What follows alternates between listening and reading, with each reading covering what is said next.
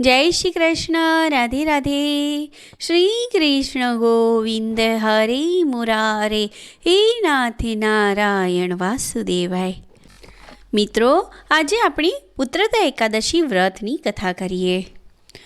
पोष सुद 11 पुत्रदा एकादशी व्रत कथा। युधिष्ठिर बोल्या, श्री कृष्ण, कृपा करीने मोक्ष महीनाना शुक्ल पक्षनी एकादशीનું મહાત્મ્ય કહો। એનું નામ શું છે? એના વ્રતની વિધિ શું છે? એમાં કયા દેવતાઓનું પૂજન કરવામાં આવે છે? ભગવાન શ્રી કૃષ્ણે કહ્યું, રાજન, મોક્ષ મહિનાના શુક્લ પક્ષની જે એકાદશી છે એનું નામ પુત્રદા એકાદશી છે। પુત્રદા એકાદશીના દિવસે નામ મંત્રોનું ઉચ્ચારણ કરીને ફળો દ્વારા શ્રી હરિનું પૂજન કરવું। શ્રીફળ, સોપારી, બીજોરા, જમીરા, લીંબુ, દાડમ, સુંદર આંબળા, લવિંગ, બોર તથા વિશેષ રૂપે કેરી વડે દેવ દેવેશ્વર શ્રી હરિની પૂજા કરવી જોઈએ। એવી જ રીતે ધૂપ દીપથી ભગવાનની અર્ચના કરવી। પુત્રદા એકાદશીના દિવસે વિશેષ રૂપે દીપદાન કરવાનું વિધાન છે। રાત્રે વૈષ્ણવ પુરુષો સાથે જાગરણ કરવું જોઈએ।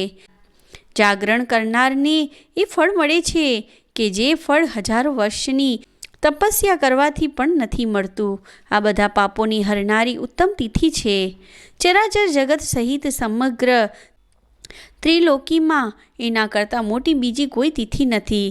બધી જ કામનાઓ અને સિદ્ધિઓના દાતા ભગવાન નારાયણ આ તિથિના અધિષ્ઠાતા છે। પૂર્વકાળની વાત છે, ભદ્રાવતીપુરીમાં રાજા સુકેતુમાન રાજ્ય કરતા હતા। એમની રાણીનું નામ ચંપા હતું। રાજાને ઘણા સમય સુધી વંશ ચલાવનાર પુત્રની પ્રાપ્તિ ન થઈ। આથી પતિ પત્ની બંને હંમેશા ચિંતા અને શોકમાં ડૂબેલા રહેતા। રાજાના પિતૃઓ એમના આપેલા જળને શોકોચ્છ્વાસથી ગરમ કરીને પીતા। રાજા પછી એવું કોઈ નથી દેખાતું કે જે અમારું તર્પણ કરે, આમ વિચારીને પિતૃઓ દુઃખી રહેતા। એક દિવસ રાજા ઘોડા પર સવાર થઈને ઘોર જંગલમાં ચાલ્યા ગયા। પુરોહિત વગેરે કોઈને પણ આ વાતની ખબર નહોતી। મૃગ અને પક્ષીઓવાળા એ ઘોર જંગલમાં રાજા ભ્રમણ કરવા લાગ્યા। માર્ગમાં ક્યાંક શિયાળાનો અવાજ સંભળાતો હતો તો ક્યાંક ઘુવડોનો। જ્યાં ત્યાં રીંછો અને મૃગો દ્રષ્ટિગોચર થઈ રહ્યા હતા। આ પ્રમાણે ફરીને રાજા વનની શોભા જોઈ રહ્યા હતા। એવામાં બપોર થઈ ગઈ। રાજાને ભૂખ અને તરસ સતાવવા લાગી। રાજા પાણીની શોધમાં આમ તેમ ભટકવા લાગ્યા। પુણ્ય પ્રતાપે રાજાને એક સુંદર સરોવર દેખાયું। એની નજીકમાં મુનિઓના ઘણા આશ્રમો હતા। સૌભાગ્યશાળી નરેશે એ આશ્રમ તરફ જોયું। એ સમયે શુભની સૂચના આપનારા શુકનો થવા લાગ્યા। રાજાનો જમણો હાથ અને જમણું નેત્ર ફરકવા લાગ્યું। ઉત્તમ ફળની એ ખબર પામી રહ્યા હતા। સરોવરના તટ પર ઘણા મુનિઓ વેદપાઠ કરી રહ્યા હતા। એમને જોઈ રાજાને અત્યંત હર્ષ થયો। તેઓ ઘોડા પરથી ઉતરીને મુનિઓ સમક્ષ ઊભા રહી ગયા અને અનેક પ્રકારે મુનિઓની વંદના કરવા લાગ્યા। એ મુનિઓ ઉત્તમ વ્રતનું પાલન કરનારા હતા। જ્યારે રાજાએ હાથ જોડીને વારવાર દંડવત પ્રણામ કર્યા ત્યારે મુનિઓ બોલ્યા, રાજન, અમે તમારા પર પ્રસન્ન છીએ। રાજા બોલ્યા, તમે કોણ છો? તમારા નામ શું છે? અને તમે શા માટે અહીં એકત્રિત થયા છો? કૃપા કરીને આ બધું મને કહો। મુનિઓ બોલ્યા, રાજન, અમે લોકો વિશ્વે દેવ છીએ। અહીં સ્નાન માટે આવ્યા છીએ। મહામહિનો નજીક આવ્યો છે। આથી 5મા દિવસે મહામહિનાના સ્નાનનો આરંભ થઈ જશે। આજે પુત્રદા નામની એકાદશી છે। વ્રત કરનાર મનુષ્યોને એ પુત્ર આપે છે।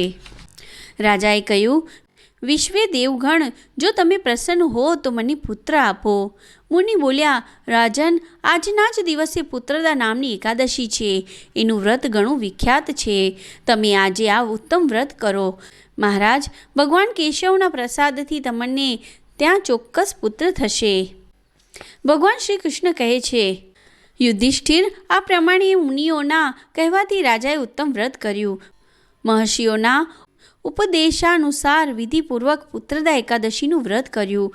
પછી બારસના દિવસે પારણા કરીને મુનિઓના ચરણોમાં વારવાર મસ્તક ઝુકાવીને રાજા પોતાના ઘરે આવ્યા. ત્યારબાદ રાણીએ ગર્ભ ધારણ કર્યો.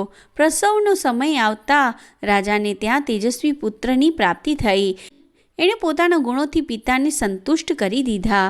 એ પ્રજાપાલક બન્યો. આથી રાજન પુત્રદા એકાદશીનું ઉત્તમ વ્રત જરૂર કરવું જોઈએ. મેં લોકોના હિત માટે તમારી સમક્ષ એનું વર્ણન કર્યું છે. જે મનુષ્ય એકાગ્ર ચિત્તે પુત્રદા એકાદશીનું વ્રત કરે છે એ આ લોકમાં પુત્ર પ્રાપ્ત કરીને મૃત્યુ પછી સ્વર્ગગામી થાય છે. આ મહાત્માને વાંચવાથી અને સાંભળવાથી અગ્નિષ્ઠોમ યજ્ઞનું ફળ મળે છે. જય શ્રી કૃષ્ણ. રાધે રાધે. હરિનંદન નંદ મુકુંદ હરિનારાયણ હરિ ઓમ. હરિનંદન નંદ મુકુંદ હરિનારાયણ હરિ ઓમ. હરિ કેશવ હરિ ગોવિંદ હરિનારાયણ હરિ ઓમ. હરિ કેશવ હરિ ગોવિંદ હરિનારાયણ હરિ ઓમ. હરિનંદન નંદ મુકુંદ હરિનારાયણ હરિ ઓમ. જય શ્રી કૃષ્ણ. રાધે રાધે. જો આ કથા સાંભળવામાં તમને આનંદ આવ્યો હોય તો આ વિડીયોને લાઈક કરીને આગળ શેર કરજો ને ચેનલ પર નવા હોય તો સબસ્ક્રાઈબ કરજો, જેથી તમને આગલા વિડીયોની માહિતી આવી રીતે મળતી રહે. જય શ્રી કૃષ્ણ. રાધે રાધે.